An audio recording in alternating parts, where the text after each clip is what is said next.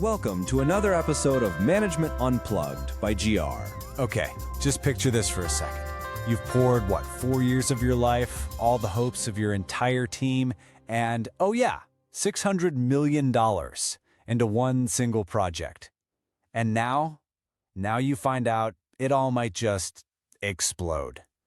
What do you even do? Well, for the folks over at JPL, that's the Jet Propulsion Laboratory, this isn't some kind of thought experiment. This is their reality every time they try to land something on Mars. They actually have a name for it, the 6 minutes of terror.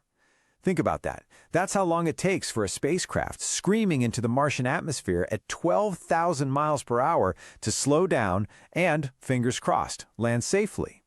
And the whole time, total radio silence. You can't do anything. It either works or becomes a very expensive crater. So you can see why figuring out how to manage that risk, that terror, became their #1 job. So this obsession with what could go wrong, it didn't just pop up out of nowhere, right? It wasn't just some good idea they had at a meeting. No, this philosophy was born from fire and some really spectacular and incredibly expensive failures. See, back in the 90s, the big thing at NASA was this mantra: faster, better, cheaper. And you get it, right? The idea was to be bold, take more risks, and launch more stuff into space without breaking the bank. It sounds great on paper, a really bold vision. But it came with some seriously hard lessons. Let's talk about the Mars Climate Orbiter in '99. This one is almost unbelievable. It was lost because one engineering team was using the metric system, meters, kilograms, and the contractor building the thing was using the good old imperial system, feet and pounds. Yep, a simple unit conversion error. That tiny, almost funny mistake sent a $125 million spacecraft burning up in the Martian atmosphere. I mean, talk about the ultimate measure twice, cut once story, right? And that wasn't a one-off. That same year, the Mars Polar Lander crashed. Why? Because a software glitch basically told the lander, hey, you've landed, while it was still 40 meters up in the air. So it just shut off its engines. Poof, gone. When you put these failures together, especially with the tragic loss of the Space Shuttle Columbia, the message was loud and clear. This whole faster, better, cheaper thing, it was over. They needed a completely new way to think about risk. Period. So who do you call to fix a problem this big? Well, you call in a legend. Enter Gentry Lee. This guy is a brilliant systems engineer and, get this, a successful science fiction author on the side. He basically became the new sheriff of Mars. And Lee knew right away that the real problem wasn't just about the technology, it was about the culture. I mean, JPL is packed with geniuses, right? People who are top of their class at MIT, Caltech, you name it. These are people who are used to being right. Lee's huge challenge was to get these incredibly smart people to be comfortable with being wrong, to get them to actively look for what was broken in their own ideas. He called this a culture of intellectual confrontation. And what that does is it completely changes the game. Suddenly, it's not about you being right or winning some argument in a meeting. The only thing that matters is that the idea you actually build and launch is the right one. Lee had this great analogy for it. Janus, the two-faced Roman god.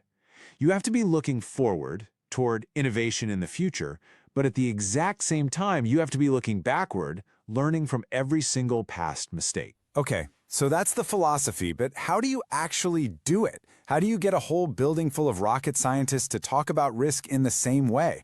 Well, the system Lee's team came up with is just brilliant.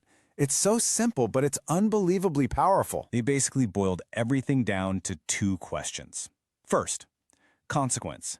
How bad is it going to be if this thing breaks? And they scored that 1 to 5, where 1 is, minimal problem, and 5 is, we just lost the entire mission.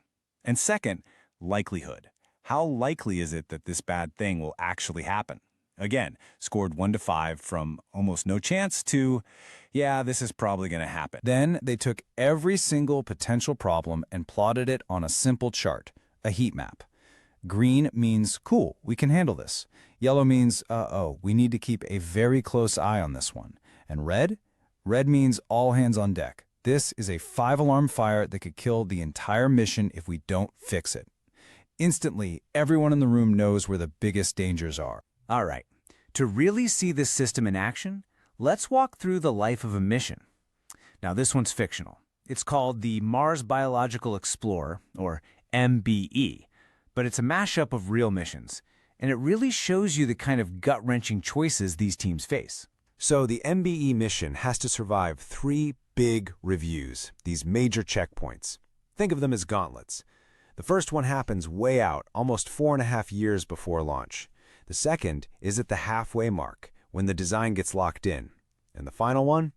That's just 7 weeks before launch. That's the real moment of truth. So at that very first meeting, the team flags 6 big worries. They need a heat shield that's stronger than anything they've ever built. They need a parachute that's bigger but has to fit in the same tiny space. The radar? Totally unproven. The solar arrays, the system for grabbing soil samples, all brand new.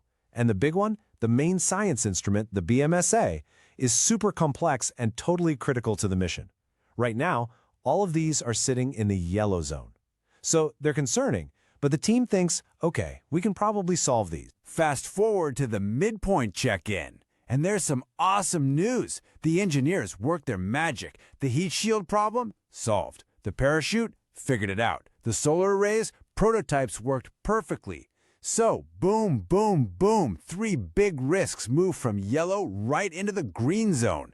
You'd think they'd be celebrating, right? The system is working. But this is where it gets complicated, because as you solve some problems, new ones crawl out of the woodwork. That radar they were worried about, it's not yellow anymore, it's now glowing bright red on the chart. That critical BMSA instrument, it's performing so badly they have to call in a Tiger team. That's the JPL equivalent of the Avengers, an elite squad you only bring in when things are truly, truly going wrong. And the cherry on top, they get new images of the landing site, and it looks like it might be covered in giant, lander-destroying rocks. Just great. So that's the situation heading into the final make-or-break review. We're just 7 weeks from launch. The pressure is just insane. The clock is ticking down, and they have 2 massive, potentially mission-ending problems still sitting there staring them in the face. So here we are, at the final decision point. What on earth do you do? Your team is burned out, the budget is spent, and you know the whole world is going to be watching. After every simulation, every analysis, every workaround they could think of, the team comes back with their best guess. The chance of a successful landing is 80%. Okay, 80%. That sounds pretty good, doesn't it? I take 80% on a test. But at JPL, where they are aiming for 98, 99% success, an 80% chance is absolutely terrifying. Think about what it really means. A 1 in 5 chance of failure. A 1 in 5 chance that your $500 million mission ends up as a spectacular fireball on live television. So I'll ask you, would you take those odds? And this is the final impossible choice in front of Gentry Lee and his review board. Option 1, launch now. You risk a catastrophic, very public failure. But if you succeed, it's legendary. Option 2, delay. Wait 26 months for the planets to align again. That gives you time to fix the problems, for sure. But it's going to cost hundreds of millions more dollars you don't have, it's going to damage reputations, and it delays the science for over 2 years.